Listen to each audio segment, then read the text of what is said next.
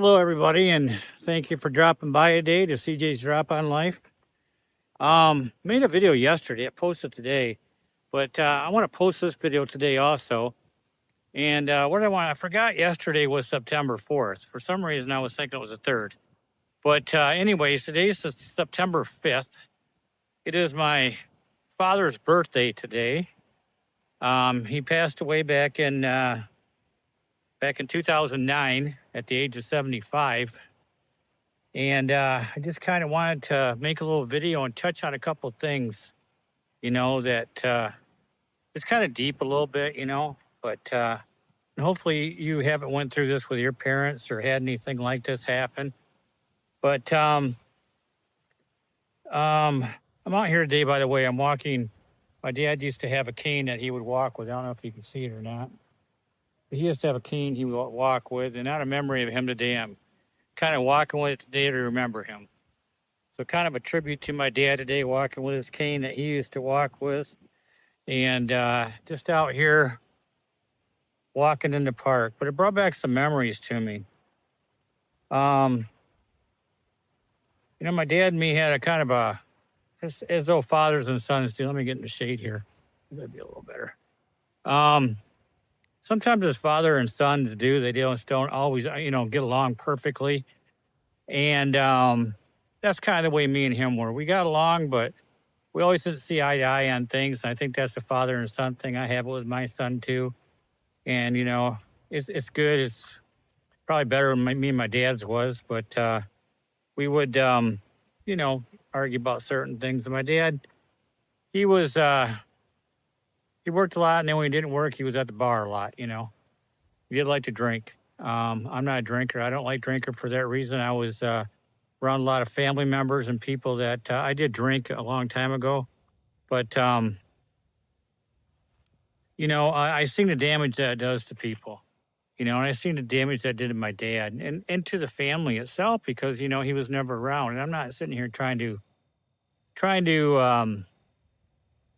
put down my dad. That's not the purpose of this video. Um, what it is, though, is I think, he was 75 when he passed away. And I think he could have lived a lot longer had he not drank as much as he did, you know. My dad and my mom got married fairly early.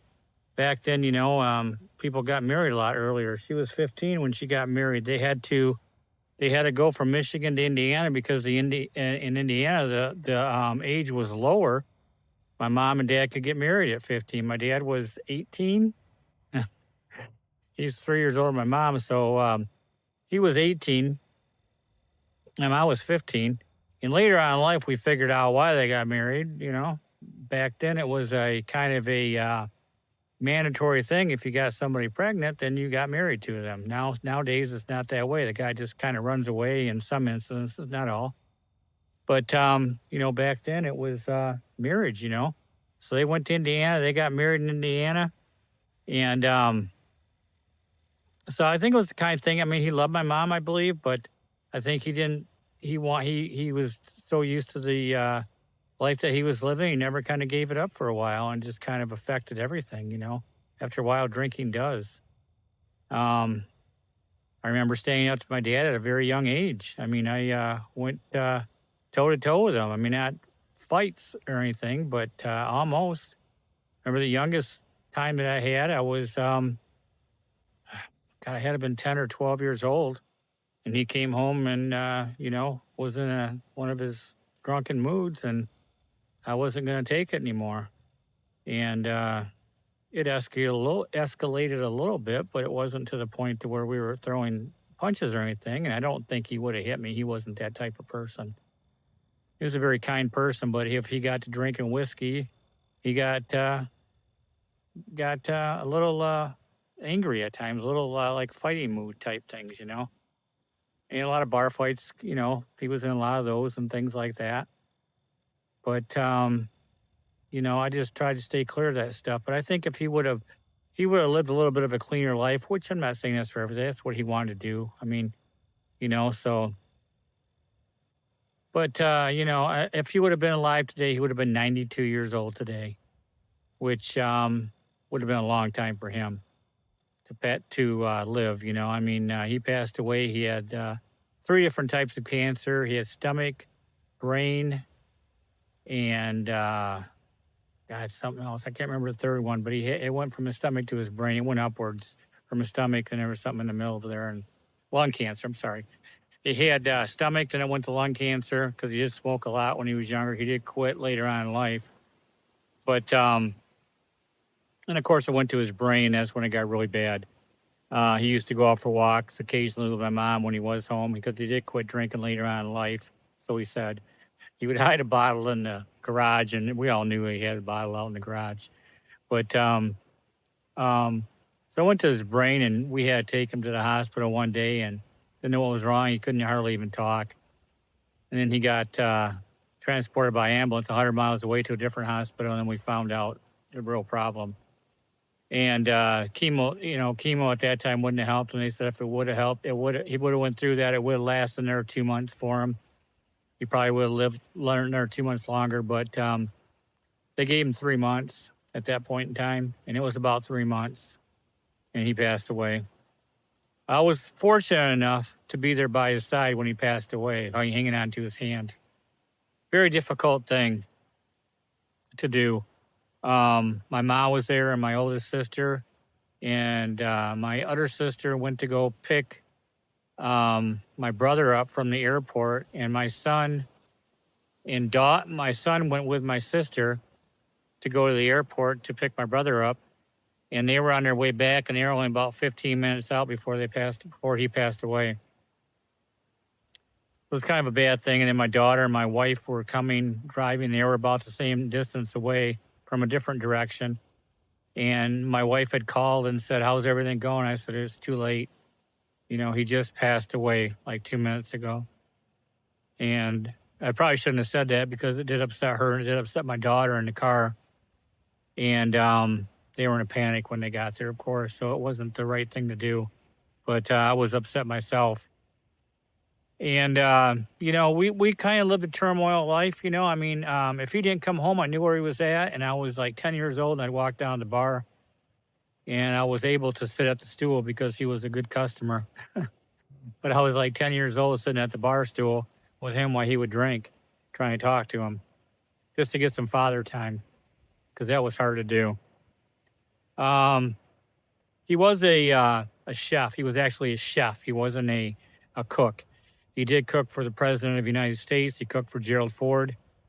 He had some contact with Gerald Ford and Betty Ford herself. And he was the head chef at a country club in Grand Rapids, Michigan. And he was admired by, he had a lot of friends that were drinking buddies. And, as soon as you quit drinking or say you're going to quit drinking, they don't come around anymore. So some of them were fly-by-night friends. Some were friends that did show up occasionally, but they never really got into the drinking thing that they did before. But it's kind of funny because little story here. When I was born, my dad was 30 years old. And when my son was born, I was 30. And so my dad was born in 36. I was born in 63, and my son was born in 93. Weird coincidence. And it wasn't planned that way. It was that way. So you think strange things, that's a weird thing. All 30 years apart. And kind of a funny little story. But I was walking with his cane today just to pay tribute to him today, even though we had a rough time in life together. Didn't always agree on a lot of things. Didn't always see eye to eye on a lot of things. We still loved each other. So this cane, when he passed away, I grabbed that, because I wanted that, because he did walk with it a lot. So in remembrance of him, I did that. And if you have parents that are going through this kind of thing, even if they're not going through it, hold them close because memories are priceless. Very, very priceless memories are of your loved ones. And I wish we would have had better times together and more memories. We had memories, and I think about them going out fishing, going deer hunting. going on little trips. I remember going all the way up to UP and getting his boat up to Curtis, Michigan.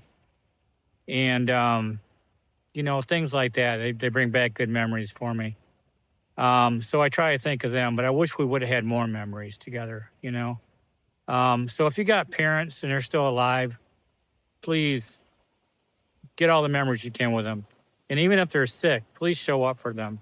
They would show up for you. They should show up for you probably when you were younger. So show up for them. Don't be like some of these kids that stick their parents in a nursing home and forget about them. I would never, my mom or my dad never went to a nursing home. And we promised them we would never put them in a nursing home. We watched over them and paid tribute to that. I never put them in a nursing home. Or my brother did, and my two sisters. They were totally against it.